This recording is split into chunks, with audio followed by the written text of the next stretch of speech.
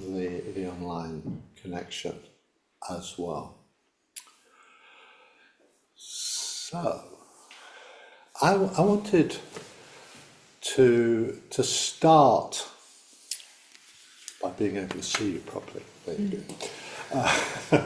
So, I wanted to start in a way with quite a general, the spirit of Buddhism type approach. So I won't be using very technical terms apart from the word Dharma and Sangha probably, but the main areas that I wanted to start with was this basic approach or idea that you can always grow and develop. And I'll say more, I'll open that up in a moment. But out of that basic idea that you can always grow and develop is the implication that every situation that you're in can give you an opportunity to grow and to develop. So whether things are very easy and lovely, or whether things are a bit more challenging and difficult, whether you're with people or you're on your own, whether you're asleep, even. I mean, in Buddhism, sleep time is an opportunity for growth and development as well. It's not considered to be cut-out time, which is partially referring back to what I said before the meditation, setting intentions and connecting with your values before you go to sleep can be very useful.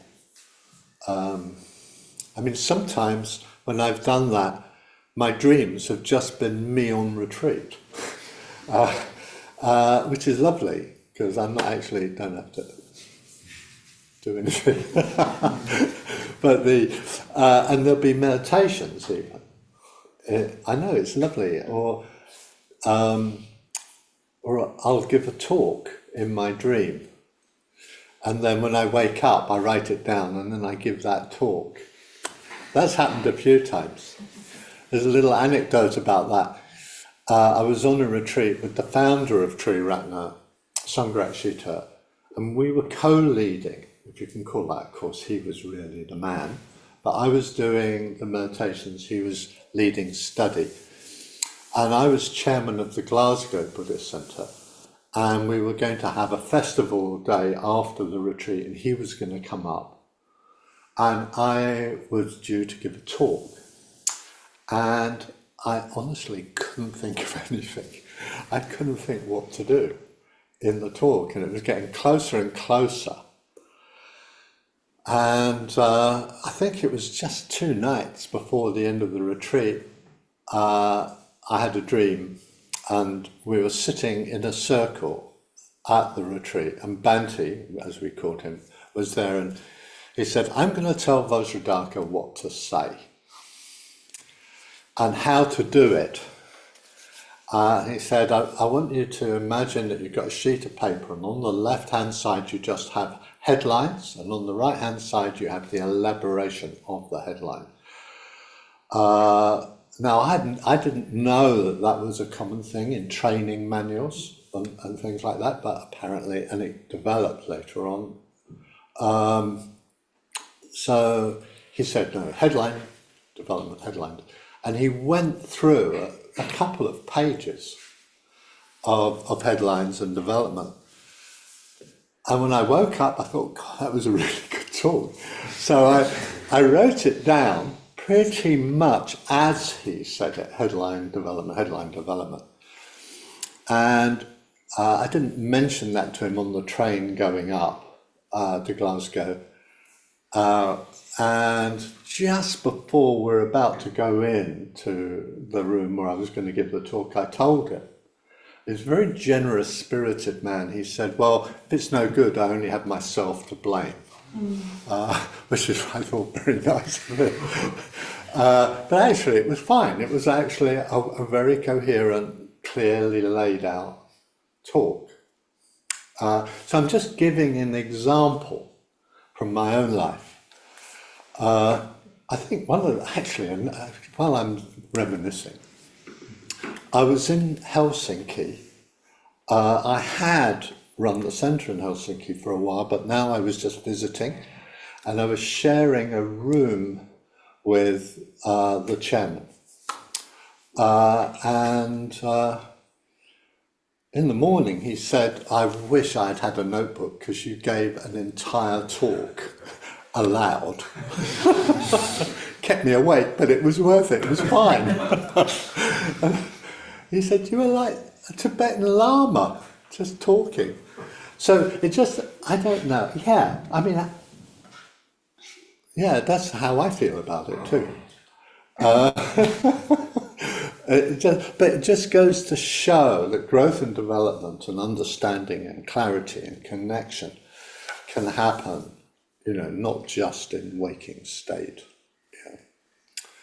But also, I talked about when things are difficult. Sometimes when things have been very difficult, I've had to really focus. And I know that my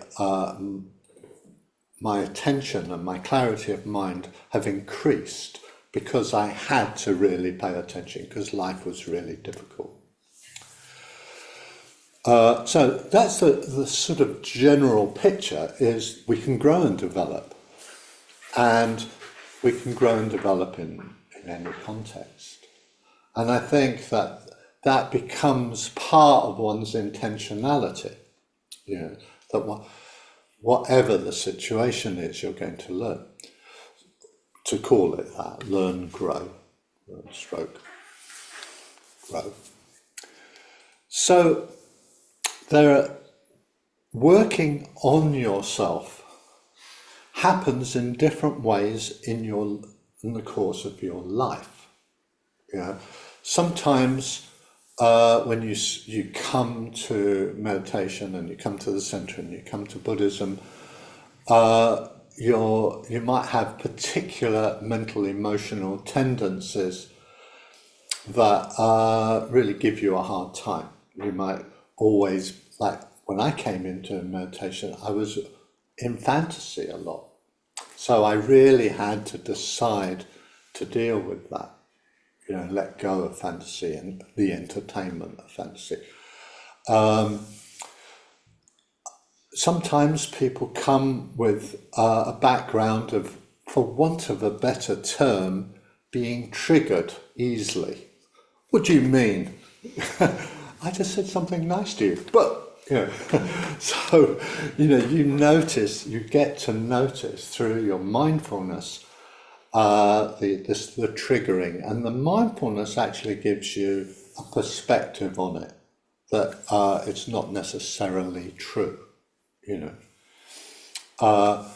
in that way the perspective allows you to have choice. Now this is actually a really important part of the whole thing. Awareness gives you actual choice, whereas being triggered, to call it that very generally, is automatic. It just happens. And I'm going to tell you a story that I know some of you will have heard before, but I just absolutely love it as a story. So please forgive me I know that people online will have heard me. So a friend of mine was teaching meditation in prison, and he's a big bloke. He was a heavyweight boxer, Buddhist, ordained, went into a section of the prison for people who had committed grievous bodily harm, which is just what it says, really. And he did a course on the mindfulness of breathing with some metta bhavana, and I can't remember how long, 10 weeks maybe. And then at a later date, he was walking through an exercise yard, and one of the blokes who had been on that course said, "Oh, I want to talk to you." And he was bigger than my friend. And so my friend was like just deliberately relaxing and breathing, And the guy said, I want to tell you what happened the other day. One of the wardens said something, and the next thing I knew, I had him up against the wall with my fist like this. And then I put him down. And he said, that had never happened before. And I was like, wow, when I heard that story, I was so moved. You know, a lifetime of thumping people. I mean, for heaven's sake, you know, I mean, that is just a seriously good story. You know, and the guy said, thank you. You know, the mindfulness changed it. And, you know, it's an illustration, you know, in quite a dramatic way of how triggers can happen. I mean, the guard probably didn't even do anything. He probably just looked at him and, you know, so the mindfulness gives you space. So you notice the well, not the, literally, well, it might be, but not necessarily. And then there's space, and you go, oh, no. And that is part of growth and development. That awareness of choice and change is an aspect of growth and development which probably everyone can relate to. You know, it's not particularly sophisticated, but it's real, you know, and it does show you the impact and the implication of mindfulness and awareness. And in a way, the effect of meditation on you and the principles of meditation. At a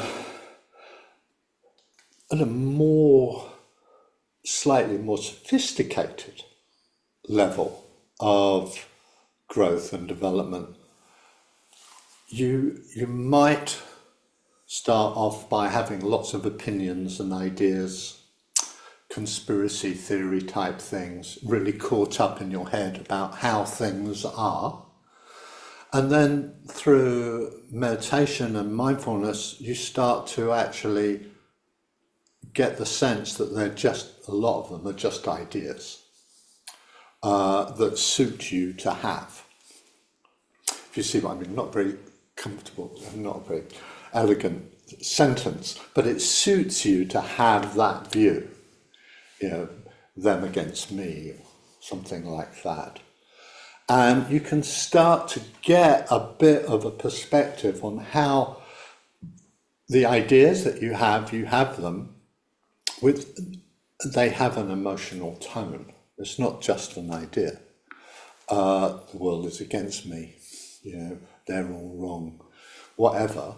I'm better than everyone else. You know, it could be a number of things. There's an emotional tone behind it, and the meditation and the mindfulness gives you the opportunity to actually question it from a different point of view. Is that really true? And to be open to the answer, no, it's a crock, you know, it's just not true, for example. So in that way, your thinking becomes what I just very simplistically put, and it's open to criticism putting it this way, but just more sensible. Because people say, oh, being sensible is just a vague term. But actually, you know when you're being sensible and when someone is not. For example, you see contradictions in your own thinking or other people's thinking, feeling. And it gives you the ability to relate to what's happening in a very direct way, in a very emotional way, in a good way. You know, that's very good. I really like that. And you have that response, you know, rather than, oh, does that mean they're better than me? You know, just letting go of those kinds of comparisons. And you start to get a more realistic view of how things are. actually what that is happening here just doesn't feel right. That doesn't make sense. How could that be done differently? So that is an element of growth and development. You get a more sensible, clearer perspective on yourself and others, and what helps and what doesn't help. Out of that comes a confidence in growth and development. And an important part of growth and development is confidence that you are growing and developing. That you actually go, yeah, actually, I'm not perfect. It's not all great, but it's definitely better. And that you start to connect with what it feels like to be confident in the process, that you are assiduous, you are connected with what's happening, you want to be aware. And so confidence becomes a familiarity in the process. It's not just an idea, this is a good thing. So going in a way a little bit deeper, there's a way of approaching growth and development in terms of bringing together your thinking, your imagination, and I'm introducing a new word here, stability. So stability relates to being able to be present and engaged and focused without jumping off all the time. And part of the process of mindfulness and meditation is definitely dealing with instability of mind, where I don't mean it in a catastrophic way, but just that your mind is hops a lot, and you train yourself to stay with something. Hooray! It's a very good thing. I mean, in conversation, myself or someone else will raise a topic, and then somehow it jumps to something completely different. And usually me will say, well, what were we talking about? We didn't finish. So this process of having a continuity of depth of a topic, an idea or a feeling or a theme, is absolutely primary in growth and development. Because if you don't have continuity, nothing develops. I mean, it's a truism, but it's just so obvious. You stay with your sense of kindness or generosity to someone, it grows. You stay in a conversation which gives you clarity, the clarity grows. So you are growing and developing in clarity and kindness and generosity. And at a certain point down the road, you can go, who was that person 4 years ago? I've grown. You can't say I'm a different person, because that's not exactly right. But you can say that you've grown and that you've developed. And that again gives you confidence and allows you, and this is sort of quite primary, it allows you to see the value of what you're doing. That it matters to you that you meditate, that you practice mindfulness, that you practice kindness and generosity.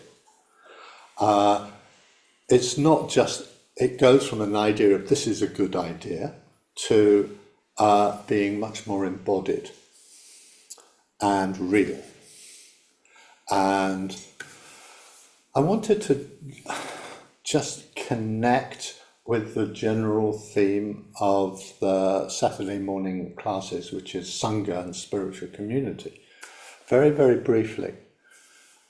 Sometimes when you come to a centre, it's very reasonably because you want to become calmer or deal with things, or you have a feeling for what the Buddha represents, but it's actually more about you initially. And initially, there's nothing wrong with that. But then, as you start to make connection with people over time, classes on festival days and on retreat, a different element sort of moves in, which is the element of being supportive of other people's growth and development. Now, there's no recipe for this. But if you have the intention to be supportive, you will find a way, and it might just be to be clear or kind or supportive or encouraging, or even to recognize something positive in a person, for example.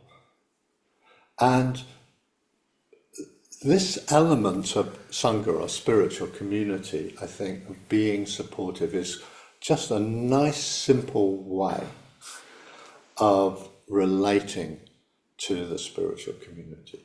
You're here to grow and develop, to learn, and to deepen your aspiration, you could say. But part of that is, almost by implication, you're supportive of others. I think that's pretty straightforward, isn't it? So, in a minute, we're going to do a meditation. And as a sort of setting up for that, I want to just talk about the topic of transitions or shifts. In meditation, a shift can be very subtle. You might even not notice it. For myself, one of the ways that I noticed how it was subtle was I was on retreat and I was focusing on the breath. And I was on it. And then I just asked myself, and what else is here? So when I did that, my mind sort of, as it were, went back or deeper, and I found I was profoundly serene. But I hadn't noticed the shift.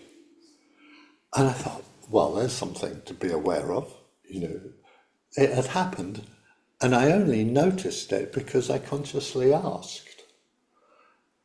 So my suggestion is that you just start to bring in the intention to notice shifts.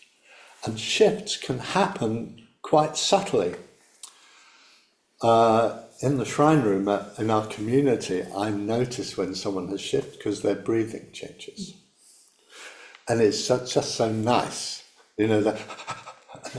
Well, no, not literally, but dramatically. and then at some level, I'm not paying attention to what everything is happening in the room, but it just registers. Or, so watching your breath, watching your shoulders, noticing if you sigh. Sighing actually is quite an obvious example of a shift. You might not sigh like that,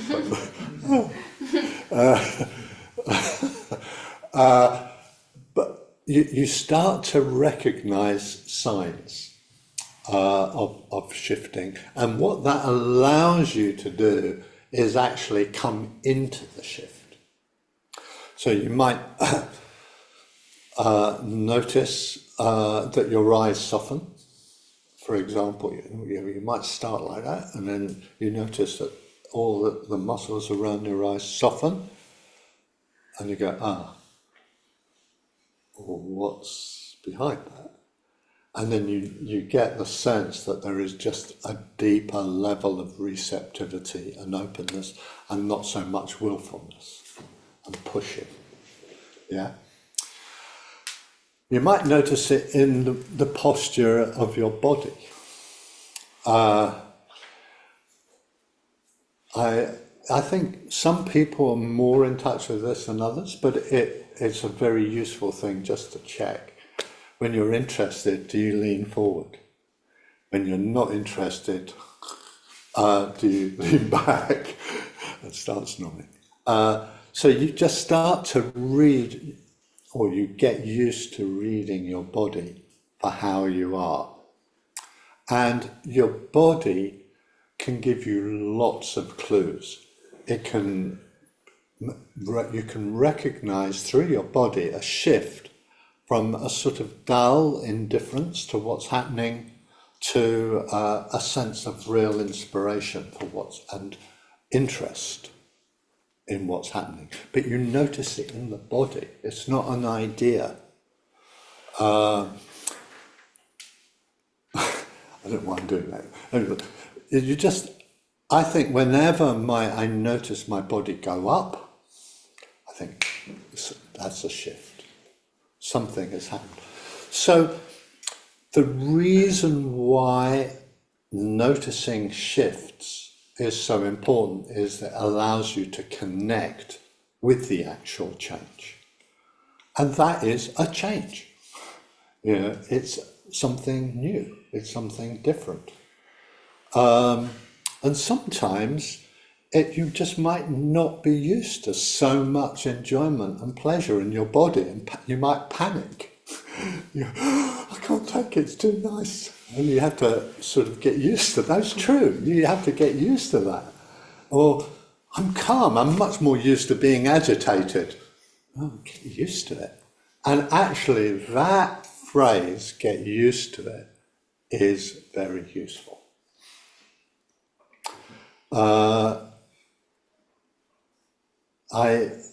In the early years, I spent quite a long time with the founder, Sangharakshita, and he went on holiday. And it was a very long 2 weeks for me.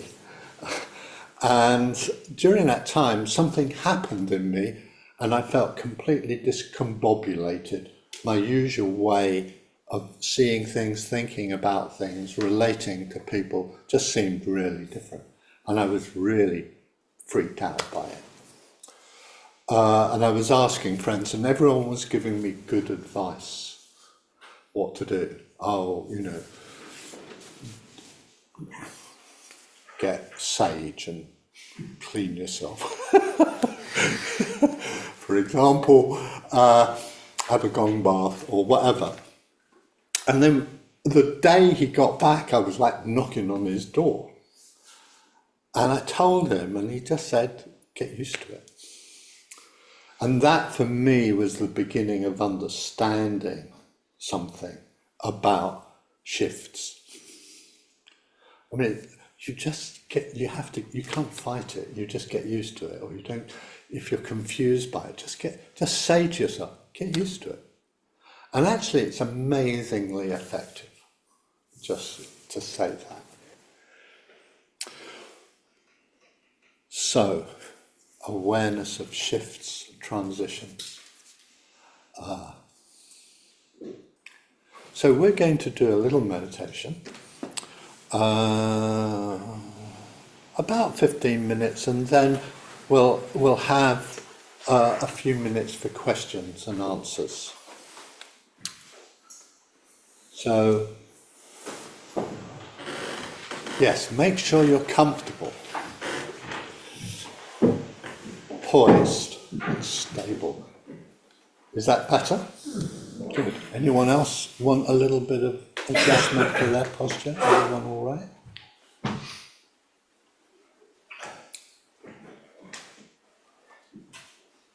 Good. posture is always a learning process anyway, I think.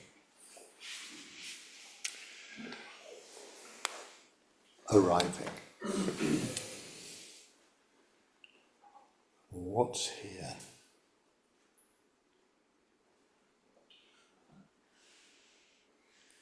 Connecting.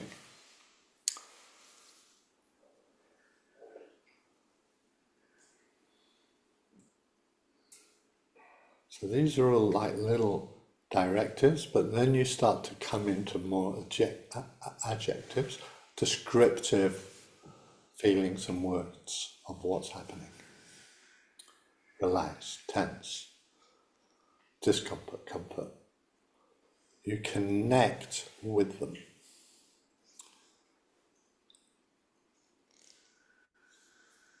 Cool, warm or hot in different places. Connecting. Being open to being up for it, up for this process of being aware and engaging, and the challenge of it.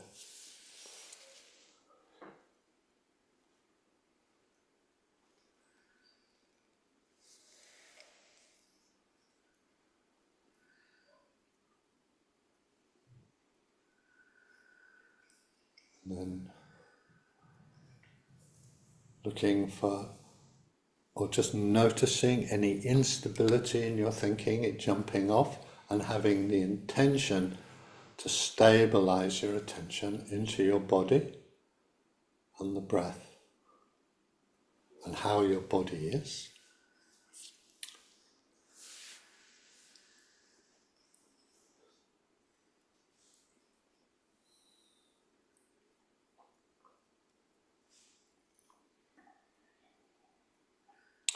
Letting go of thinking and just use simple words to that describe how you are.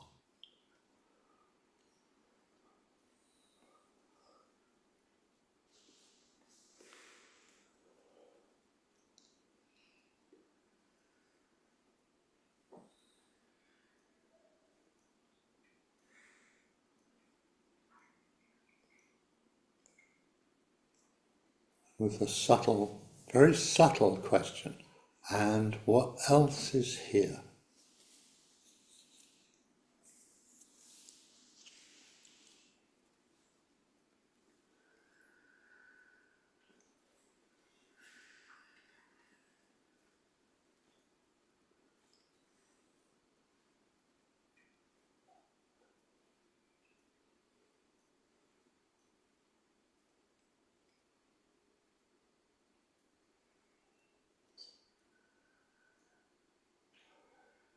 So bringing awareness to your back, its shape,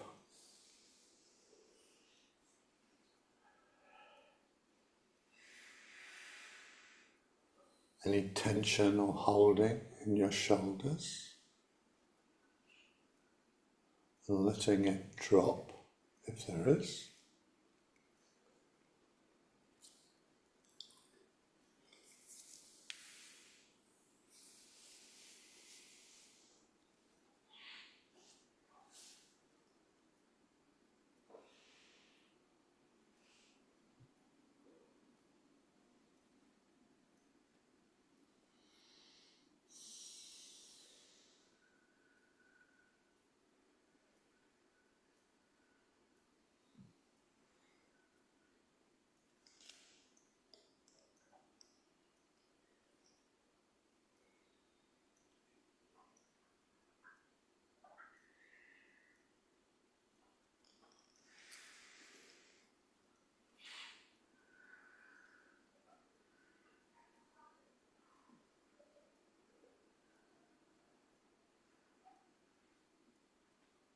And now letting the awareness of the breath come to the foreground in relationship to your back. So what happens in your back? Feel it as the breath comes in and goes out? Is there a rise and a fall in your back? You might need to soften and loosen and relax your back to feel that movement.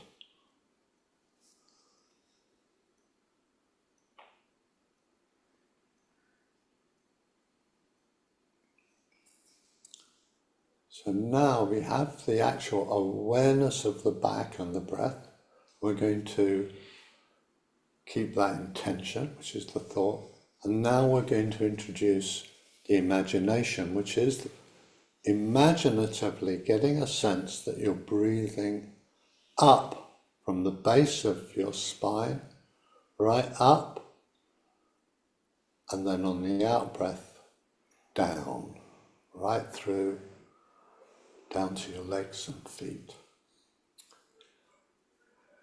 And just playing with that imaginative sense of flow in relationship to what is actually happening.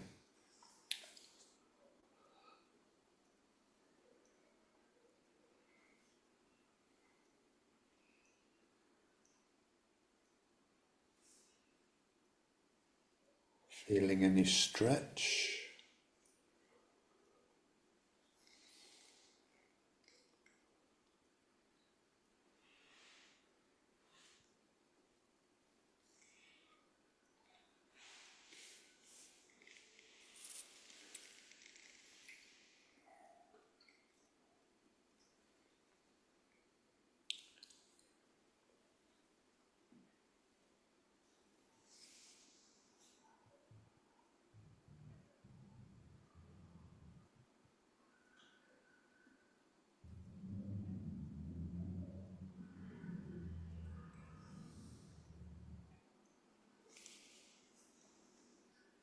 Now moving your awareness forward into your whole front of your torso and the breath,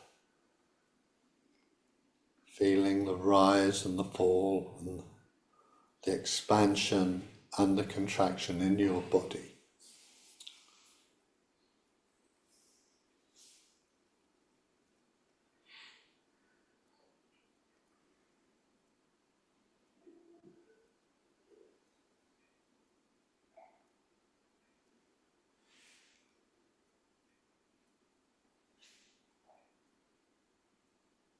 Now you have the clear intention to stay with the breath on the front of the body,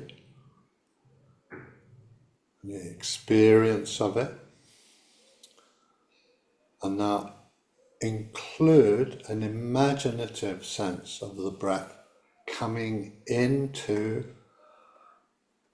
the heart, chest and belly area on the in-breath and flowing out on the out-breath.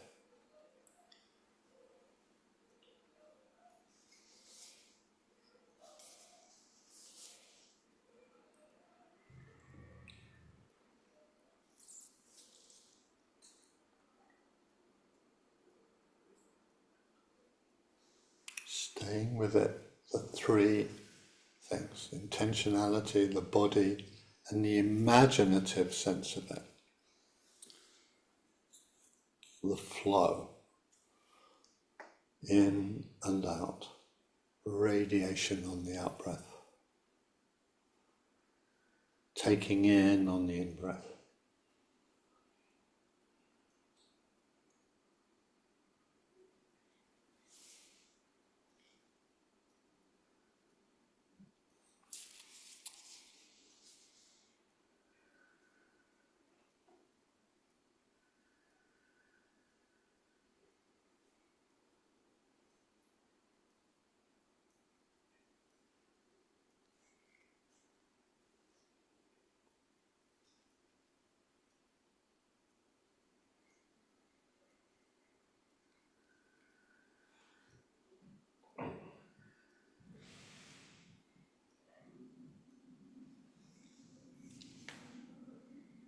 Now a slight change in emphasis, just asking yourself at the back of your mind quietly, what part of my body needs care and attention? Just drop in the question and just be open to any answer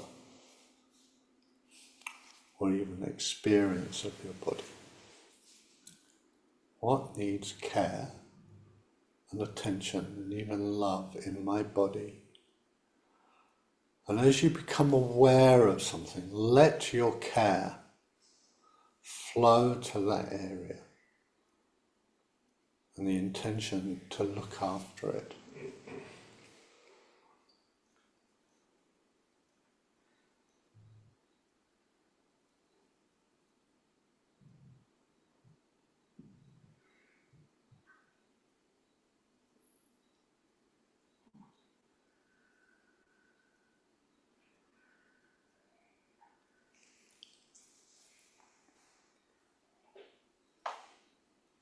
And coming back to a broad, whole sense of yourself and how you are. And just being open now to a descriptive word or a few words for how you are now.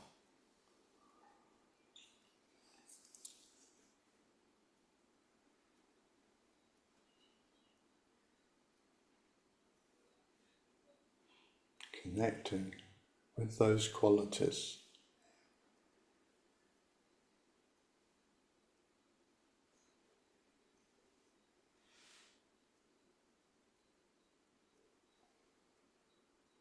And now, being open to the question, what's an image for how I am now?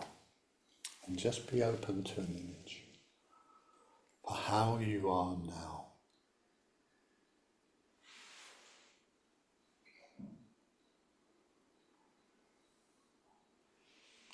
Without thinking about it or judging it or dismissing it. Does it fit?